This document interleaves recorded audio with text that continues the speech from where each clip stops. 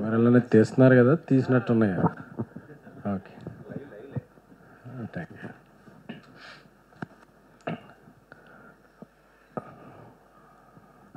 ఈ సినిమా ఒక 2 years back, ఒక 1.5 year బ్యాక్ అనుకుంటా, వాసు నాకు ఒకరోజు కథ చెప్పాడు. ఎందుకంటే వాసు చేసే ఏ సినిమా అయినా ఫస్ట్ కథ నేనే వింటుంటాను. ఎందుకంటే ఇద్దరం ఒక రూమ్లోంచే స్టార్ట్ అయింది లైఫ్.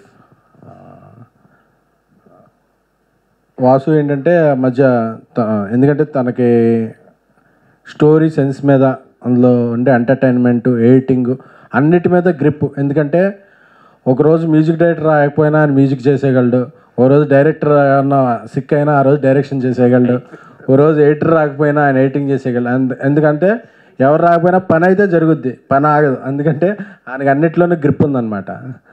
సో అలాంటి వాసు చేసిన ఒక 2-3 సినిమాలు కోవిడ్ టైంలో సరిగా అంచనాలు అందుకోలేదు. అంచనాలు అందుకున్నప్పుడు అందరూ కూడా ఇంకా వాసు అవుట్డేట్ అయిపోయిందేమో అతని కంటెంట్ ఇది అని విమర్శకులు అనేవాళ్ళు. బట్ దాన్ని తను ఛాలెంజ్గా తీసుకుని ఒకరోజు వచ్చి చెప్పాడు, అరే నేను మళ్ళీ ఒక సినిమా కొత్త వాళ్ళతో తీసి గట్టిగా కొడదామని డిసైడ్ అయ్యానురా, ఆ ఎఫర్ట్ అయితే పెడతానురా, నేను మళ్ళీ నేను కథను ఎలా నమ్ముతానో ఒక డైరెక్టర్ అయితే నచ్చాడు నాకు అని చెప్పి మనోడు వచ్చి కథ చెప్పాడు. ఆ రోజు చెప్పినప్పుడు మన ఇద్దరం కలిపి ప్రొడ్యూస్ చేద్దామని చెప్పాడు. సరే అని చెప్పి కథ అంటే నాకు కథ చాలా బాగా నచ్చింది, నచ్చితే లేదు వాసు ఇది బాగుంటుంది. ఎందుకంటే ఆ రోజు ఆ కథని ఈ విధంగా వస్తుందా రాదా అని చెప్పి ఎవరికీ నమ్మకం లేదు. బట్ వాసు ఈ కథను చాలా బలంగా నమ్మి అలా స్టార్ట్ అయింది. ఆ తర్వాత బేబీ రిలీజ్ అయింది, నేను హిందీ వెళ్ళటం, అలాగే తను ఈ సినిమాలో మూవ్ అయ్యాడు. వాసు ఫస్ట్ నుంచి ఒక కాన్ఫిడెన్స్గా ఉండి ఫస్ట్ కలిసింది నాని నితిన్ గారిని ఒక హోటల్లో కలిసి, ఇలాగా కథ ఉంటుందండి, దీంట్లో హీరోయిజం ఏమి ఉండదు, బట్ అన్ని క్యారెక్టర్లు ఇలా బాగుంటాయని చెప్తే ఆయన ఒక్క మాట కూడా ఇది చెప్పకుండా లేదని నేను చేసేస్తాను, నాకు మంచి కథలు రావాలంటే, అంతేకాని ఇందులో యాక్షన్ అలాంటివి నాకేం ఇష్టం లేని, కథలో నేను ఉండాలి తప్ప కథ నా చుట్టూ ఉండకూడదండి అని చెప్పి చాలా. ఎందుకంటే యంగ్స్టర్స్లో అలాంటి ఆలోచన సరళ అనేది ఉండటం చాలా మంచిది, కథలకు మంచిది. ఎందుకంటే మంచి కథలు వస్తాయి, వాళ్ళు ఉండే సినిమాలు మంచిగా ఆడతాయి. సో అందుకే ఇప్పుడు ఆయన లక్ ఏదో అంటే నేను నమ్మను, ఆయన ఆలోచించే విధానమే ఆయన సక్సెస్. ఎందుకంటే ఇలాగ నేను కథలో ఇలా ఉండాలి, కథలనే చెప్పాలి అనుకోవడం. ఎందుకంటే ఇప్పుడు చాలామంది కథలను చెప్పాలనుకోవట్లా, సో కథను చెప్పాలనుకోవడం ఆయన సక్సెస్, కథలు ఎమ్మిడిపోవటం. సో ఆయనకి ఇలాంటి విజయాలు ఎన్నో, మరిన్ని విజయాలు రావాలి. సో ఇక ఈ కథకి మంచి ఒక ముగ్గురు ట్రయో వాళ్ళ మధ్య ఉండే రొమాన్సే ఈ సినిమా. సో రొమాన్స్ అన్నా అండి, అంటే మీరు ఆటగాడు కాబట్టి అది రొమాన్స్లో అనిపించచ్చు, కెమిస్ట్రీ అది అంకిత్, కసిరెడ్డి ముగ్గురు వాళ్ళ టైమింగ్ బాగా కుదిరింది. సో వాళ్ళ టైంకి సెట్కి వచ్చారో తెలియదు కానీ టైమింగ్ అయితే మాత్రం బాగా కుదిరింది. సో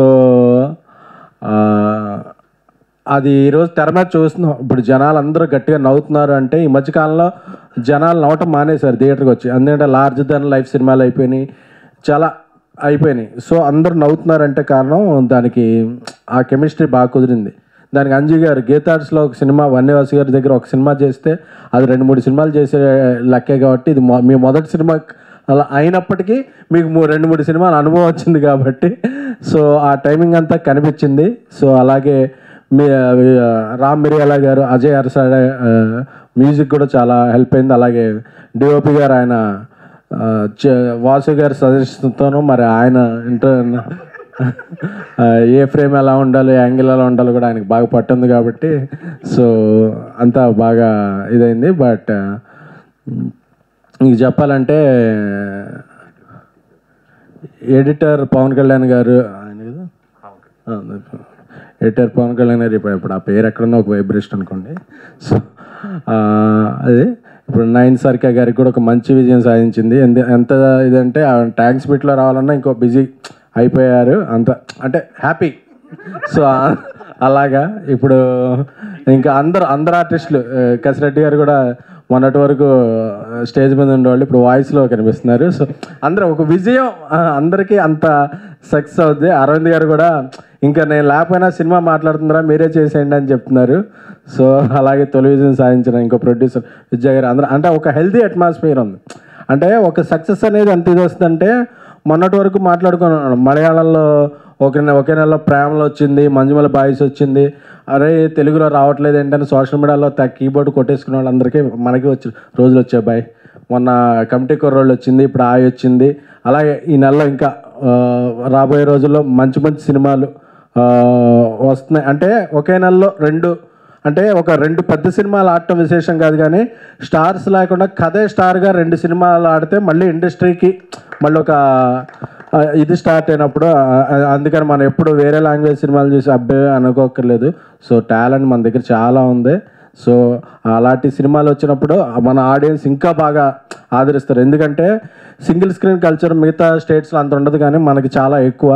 సో ఆ సింగిల్ స్క్రీన్లో ఆడియన్స్ ఎంత ఎంజాయ్ చేస్తున్నారు, మల్టీప్లెక్స్లోనూ అంత ఎంజాయ్ చేస్తున్నారు. సో ఈ సినిమాలో ఉన్న ఎన్నో సన్నివేశాలు బన్నీవాసి గారు మన అంజీ గారి నిజ జీవితంలో జరిగిన సన్నివేశాలే. సో అందుకనే అంత బాగా తెరకెక్కినాయి. ముఖ్యంగా ఆటగాడే ట్రాక్ చూస్తుంటే నాకు పాత రోజులు గుర్తొచ్చినాయి. ఒక ఫ్లాఫీలో 6 ఫొటోస్ పట్టించడానికి ఎంత కష్టపడేవాళ్ళం అప్పుడు ఆ రోజుల్లో. అసలు ఆ కష్టాలన్నీ గుర్తొచ్చినాయి. ఇంకొక 10 రూపాయలు ఇస్తాను 7వ ఫోటో ఎక్కించరా అన్న, లేదు సార్ స్పేస్ అనేవాడు. ఆ రోజుల్లో స్పేస్ కష్టాలు అలా ఉండేవి. సో ఆ సినిమా చూస్తుంటే ఆ రోజులన్నీ గుర్తొచ్చినాయి. అలాగే ఇంటర్వెల్ ముందు ఆ అమ్మాయి సర్వే దగ్గరికి వెళ్ళి అందరూ ఒకేసారి వెళ్ళి దొరికిపోతారు. ఇలాంటివి చాలా అసలు గుర్తొచ్చిందిరా. దొరికిపోయినప్పుడు ఏం గుర్తొచ్చింది అది చెప్పచ్చా మరి లైవ్లో వెళ్తుందంటే మరి 2008, 2009, 2007 ఏదో సీక్వెన్స్ గుర్తుంది కానీ సీక్వెల్ గుర్తులేదు. అటువంటి అన్నీ అందరి జీవితాల్లో మనందరి జీవితాల్లో కూడా జరిగే సన్నివేశాలే. ఏం బ్రో కదా అదే తమ్ముడు టైం ఫాలో అవుతాడు. సో ఎప్పుడు దొరికిపోలేదంట. బట్ దొరక్కపోవటం కాదు, దొరికిన మేనేజ్ చేయడం ఇంపార్టెంట్. సో అది చాలామందికి నువ్వు ఒక మంచి ఇన్స్పిరేషన్ ఇచ్చావు. సో అది సో అందరం ఇలా ఈరోజు సక్సెస్ మీట్ ఇంత ఆనందంగా ఉందంటే అది నిజమైన సక్సెస్. లేకపోతే సక్సెస్ మీట్ పెట్టినా మన ఫేసులు సీరియస్గా ఉంటాయి, మీ ఫేసులు సీరియస్గా ఉంటాయి, అందరం నవ్వుకుంటున్నాం అంటే ఇది నిజమైన సక్సెస్. ఎందుకంటే సక్సెస్ మీట్ పెట్టడం కామన్ కదా, సినిమా ఎలా ఉన్నా సక్సెస్ మీట్ పెట్టాలి, థ్యాంక్ యూ మీట్ పెట్టాలి. బట్ అసలు సక్సెస్ ఏంటి, అసలు థ్యాంక్ యూ ఏంటి అన్నది ఎందుకంటే ఎలక్షన్స్లో బూత్ టాక్ ఇంపార్టెంట్, సినిమా కలెక్షన్స్కి మౌత్ టాక్ ఇంపార్టెంట్. మనకి పోలింగ్ బూత్ సో ఈ సినిమాకి అన్నీ కుదిరినాయి కాబట్టి ఇంత సక్సెస్ అయింది. ఎందుకంటే 2వ వారం అంటే జనరల్గా ఫస్ట్ వారం 100 థియేటర్లు రిలీజ్ అయితే సెకండ్ వారం 50 థియేటర్లకు వచ్చేస్తాయి. బట్ ఫస్ట్ వారం 100, 150 స్టార్ట్ ఇప్పుడు 400 దగ్గర దాకా వెళ్తుందంటే ఇది పెద్ద విషయం.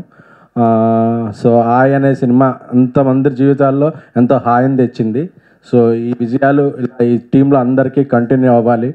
సో ఆ రోజు అరవింద్ గారు, వాసు ఆ రోజు గుర్తుపెట్టుకుని ఈ సినిమాలో నేను చేయలేకపోయినందుకు ఆ షేర్ మాత్రం ఫ్రీగా వాడేసుకోకుండా ఆ షేర్ ఏదో పంపించేస్తే సో అది స్నేహానికి ధర్మం చేసిన వాళ్ళు అవుతారు. సో అది రియల్ ఫ్రెండ్షిప్ అంటే. Thank you guys.